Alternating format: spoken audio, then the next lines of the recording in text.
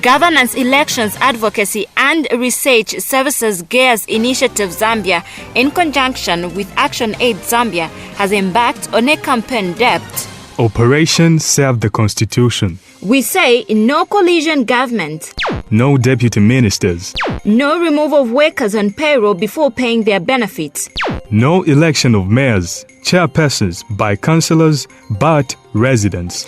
no 2 years resignation for civil servants to participate in active partisan politics, No to NDF resolutions in the Constitution. Support the campaign. Talk to your MP to say No 2/3 majority. in Parliament for the NDF Draft Constitution Bill 2019. Join the campaign now and be counted. It's Operation Serve the Constitution. GEARS, a voice of democracy and electoral integrity.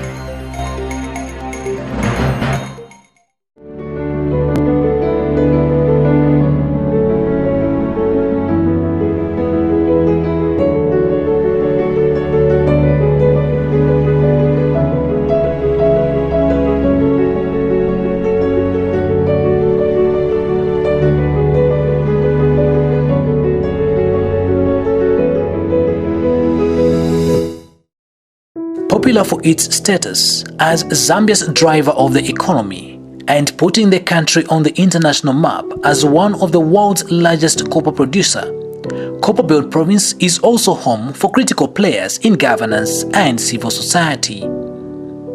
And the voices of these players surely should not land on deaf ears. It is by this that these critical players keep being consulted on national issues, and resolutions from the National Dialogue Forum, NDF, held in Lusaka was no exception.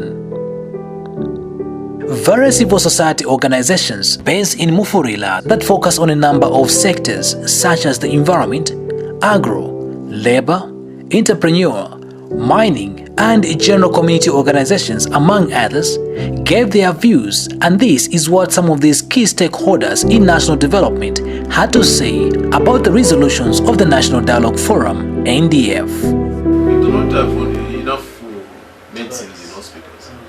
If you go there today, definitely from what they will prescribe, maybe 2-3 lines, they will say you go and buy. But people are impoverished, telling you free. Where can they find the money to go and buy the medicine? If the government is failing to buy the medicine, what about an individual? So it would have been better for them to think of channeling that money to such ventures so that citizens can benefit from that taxpayers' money. Because the constitution was recently signed by the head of the state, but later it was again pushed for review. Because the person that signed, going by my understanding, is a competent person, a learned person, moreover is a lawyer. How can a lawyer sign a document that he does not understand, and a few days or few months later you say, can you review?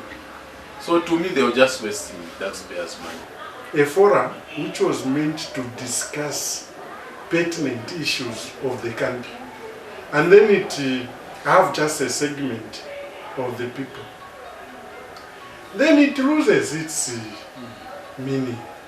So for me, my view is, it's unfortunate that maybe our colleagues from the political groupings, especially the ruling party, are not seeing it from that angle. But this so-called NDF shouldn't even show its face in Zambian day-to-day life of the citizens, because it doesn't carry with it the cause of the well-being of the Zambians. First resolution, that which was resoluted to that there is need for again reintroduction of deputy ministers, it's actually wrong, because those are expenses that the government will be incurring, such that there will be fewer allowances, there will be salaries, all those taxpayers' money that will be wasted. So there's no need of them coming back into system the way it has been, let it be the way it is. Then also the other issue is the issue of electing of the mayors, executive mayors, by politicians. It's actually wrong, because what we need as citizens is that we want to choose leaders that will be representing us. So we want to be satisfied by choosing people that we've seen that the manifesto that they are giving and the potential that we've seen in them is they are able to actually deliver to the citizens. So a number of resolutions that came out were actually not in favor of the local people. They were actually favoring a certain group of people and also certain selfish individuals. As young people, we feel some of the suggestions that were proposed are retrogressive. Why do I say they are retrogressive? Is that recently in 2016, when we had the general election, we had the referendum. That referendum had a number of issues that was outlined in there. And before the referendum, His Excellency the President of the Republic of Zambia signed the Constitution. When he was signing the Constitution, he read through and he thought fit. This is what's supposed to be govern the Zambian people. Where am I referring? I'm referring on the proposal to bring back the deputy ministers. This doesn't help us. It is taking us back. We have closed CBU. The reason they were complaining, they are not being given the meal allowances. Then we want to bring other extra costs. How are we going to meet these costs? So to add on this burden to the already bleeding economy, it means I think we are not thinking as a country. So I think whoever really brought out these issues, they didn't think about the future. I think their interest is just the short-term interest. Whoever made this resolution, they don't have an interest of the country. They've got their own interest. Now, the interest of an individual cannot supersede the interest of the country. So if we're talking of the interest of the country, really, no one should support it. The National Dialogue Forum wasn't to the interest of the Zambians, but to the interest of the few people who are on top leadership.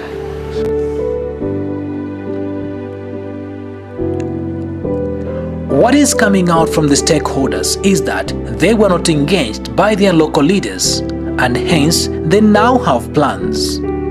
I'm a member of what we call Mufrila NGO Forum. This NGO Forum is an umbrella that looks at the welfare of the NGOs that are in this district. As far as I'm concerned, we were not consulted.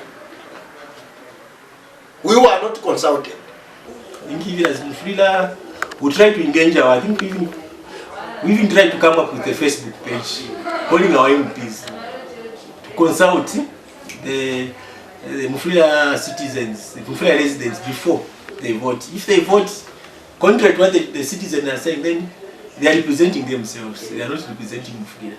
Then when we went come 2021, we also know who's going to represent us. Because they are not representing us. After a successful tour of duty in Mansa, Gears Initiative Zambia then moved to Kitwe of the Copperbelt in its continued project of sharing ideas and understanding people's views on the National Dialogue Forum resolutions. Led by its executive director, Gears Initiative Zambia had yet some interactions on radio stations that included Ichengelo, Flavor, and Ya FM, where locals had their say on the NDF. The only thing that can change this nation, we need to change the system of governance. That what in Jainendal Yoseva, Ngamwarisa, Ngamwasangire, the same town clerk, the same engineer, the same health director for council, you find the same Rasta people, the same police. But if we change the mindset of these people, this nation will change. And to change that is to change the system. Thank you very much for the session. Thank you so much, Bachmapalo, for that contribution. The number you're calling us on. What is saying they are using this because during campaigns there are a lot of violence. We have got the laws and rules to govern the country. Now, if you give those bosses who beat up people, you don't have the power to arrest them. in a day they are going to fight. Yes. So is there any logic? No. We are already thinking of our government. I don't know why they are always in a campaign mode instead of bringing development near to us. Just like in Mansa, another meeting was organized in Kitwe and attended by a number of organizations that shared their view on the NDF. They too looked at the NDF resolutions, scrutinizing them, starting with the preamble, which has the provision of affirmation of Zambia as a Christian nation. Are we also trying to come up with a situation where we can see people moving out of Zambia as religious refugees? Because that will be an issue that will arise. These people will be agitated to a point that they cannot be in Zambia anymore because they can't worship the way they want to worship. Of course, not the worshiping that could be detrimental to peace and security. Those who are not Christians, it means that they are not Zambians. If this is going to be accepted in our constitution. And where is my human rights? If I am going to be excluded from the country where I was born, where my parents were born, just because I've refused to be a Christian. Religion will best suit what we believe in as Africans. I think for me that's the most critical part. I'm an African even before I become a Christian. So what is it that best matches me? And personally for me, I would say Christianity best matches me because the differences are so minimal. And if you look at countries also that have declared themselves to say they are Islamic states, for instance, how best or how good is it that is benefiting their country, and how do they treat the other religions? What were the triggers for it to become a Christian nation? And the Zambians accept that it's a Christian nation. Then from Christian nation, again it seems when there was the revision of the constitution to, I think the 2016 one, the issue of multi-religious issue came in. What were the triggers? Why was this taken that way? Now it's like we are reverting to the constitution for that aspect. Human rights, and the person has to choose where she or he has to belong. So you shouldn't say we should remove it. I think on my just understanding it should be there because those people have got rights and they should choose what they want. Country. We are open to all people, right? But we scrutinize. We just don't let any person to come in due to security reasons. So even when we say multi-religious, let us embrace them, but also scrutinize, because even as Christians, we are having problems with ourselves. If we could just have an understanding of what is going on, then maybe we'll be in a better position to respond wholesomely. So the most important thing is, as much as we would say, the way it was previously, so Zambia is a Christian nation, with a tolerance to other religions, I think it could have just remained like that. Matters pertaining to elections, such as election of the president, members of parliament, mayors, councillors, and council chairpersons were also discussed. The president has got 8 people supposed to nominate MPs. Among the 8, have we seen any disabled person there? No. The answer is no. Have we seen a youth? No. The answer is no. We have seen a woman who was, because of substitute, it was just a substitute. Yeah.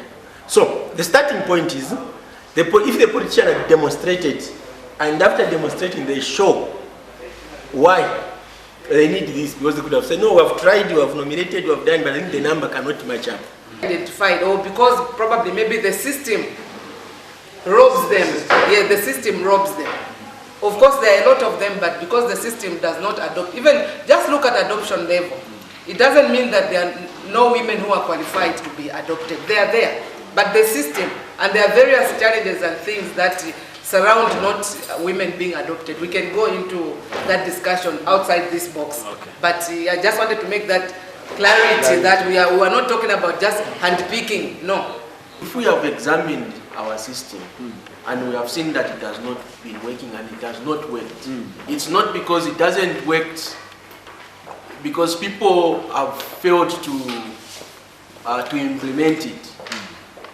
It's because of the systems, I think the government itself, the systems which have been put in place.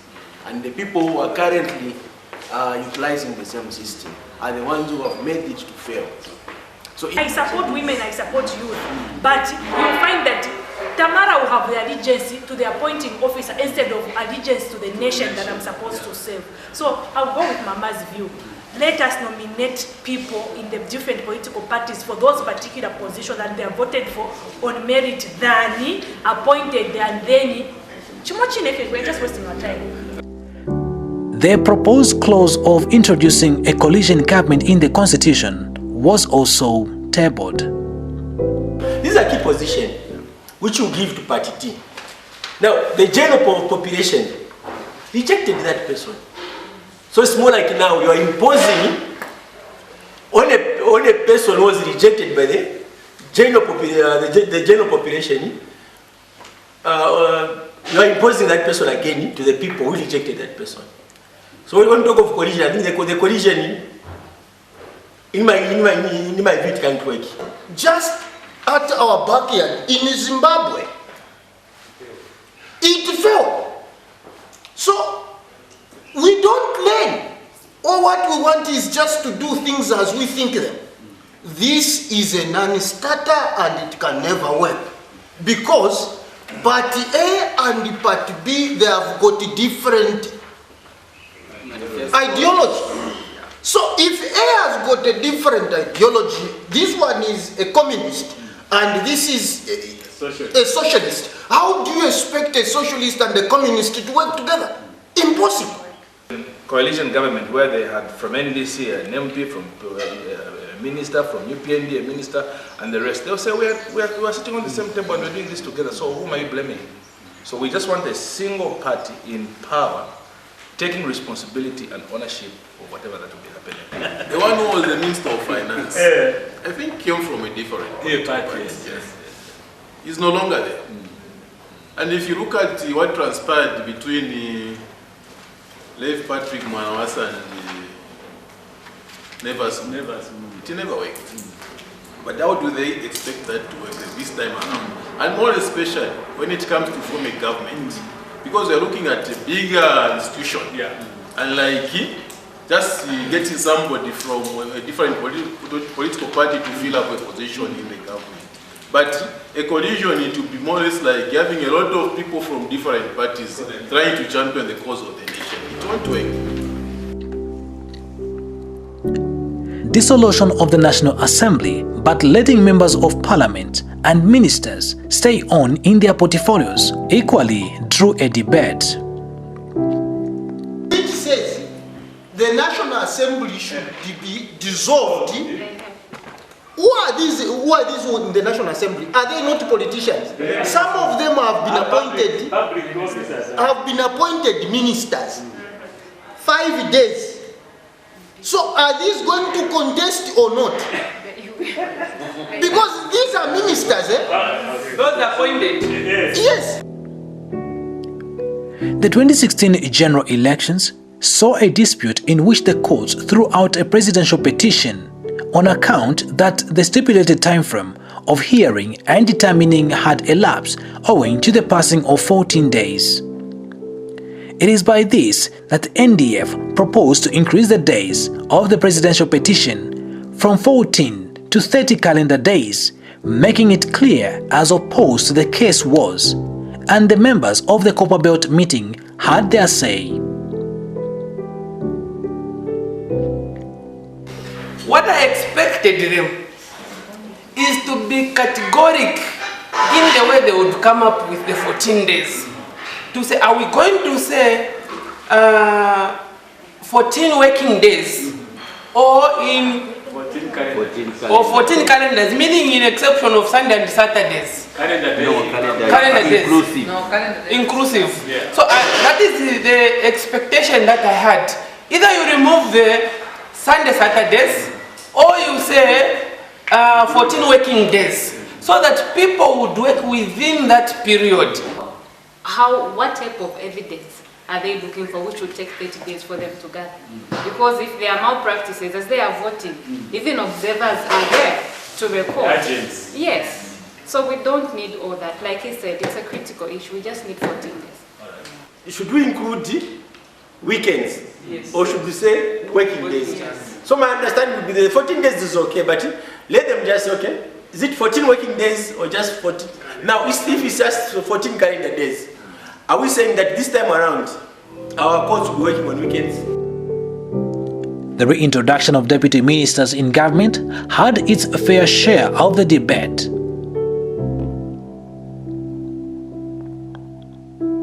Other submissions, such as civil servants resigning 2 years prior to an election if they wish to contest, were dissected. I don't know what's happening. They need to come out, okay? Because tulafimona, but we keep quiet. You know, yesterday, that's when I learned that even this councillor, I don't know that she's a teacher. This is a teacher, I say yes. Now, why is it? So getting two salaries. Getting two salaries. She's a councillor and the other one is a district chairman, I'm sure you know. Okay?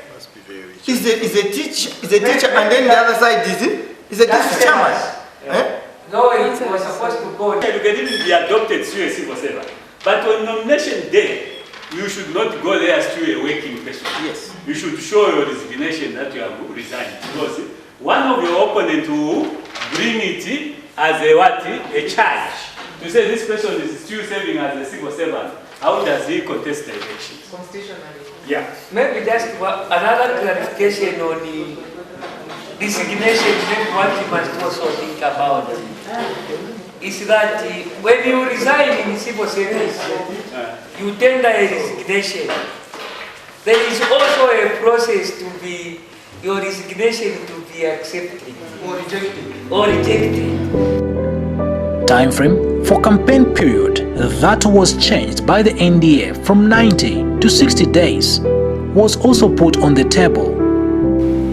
Reduce the campaign period from 3 months to 60 days. From 90 days to 60 days. Yes. Very soon there will be delimitation. There will be there will be additional constituencies. Maybe from 156 maybe to 170 somewhere there. So how is it going to be possible to go around all the constituencies? And then it will be again disadvantaging the people with little resources, because we've got far-flung areas where for you to reach you really need a lot of money and stuff, and if you need people to vote for you in all these areas, obviously you need to tell them your manifesto. They need to understand what you do for them and what they want you to do. So if you do this, then I don't even see, no, it's just a non-workable thing. At the close of the meeting, the Copperbelt stakeholders had this to say in a communique. We take cognizance of the statement by the NDF chairperson issued on 15 May 2019, and we have collectively agreed on 4 resolutions out of the 14, rejecting the remaining 10 of the resolution. Acknowledging the sanctity of the Republican Constitution and that the Republican Constitution must respect and must be respected and preserved. We firmly believe that its review, amendment, or alternation cannot be simplified to a forum like the NDF process. We state that the NDF lacked national consensus, transparency, and inclusiveness, and did not offer a credible platform to review, alter, or amend the Constitution. We are concerned with the approach adopted by the NDF by adding, subtracting, or importing clauses rather than refining the Constitution as publicly stated by the Minister of Justice. What next after that we have said as a Copperbelt Provincial Forum? We are saying, 1, presentation of the stakeholders meeting resolution to the provincial minister and the resident MPs. In this case, we are saying we need to present our resolutions to our MPs in our area of Kitwe or the Copperbelt at large, since this is a Copperbelt attended meeting. Secondly, we are going to hold a citizens conference on the NDF resolution.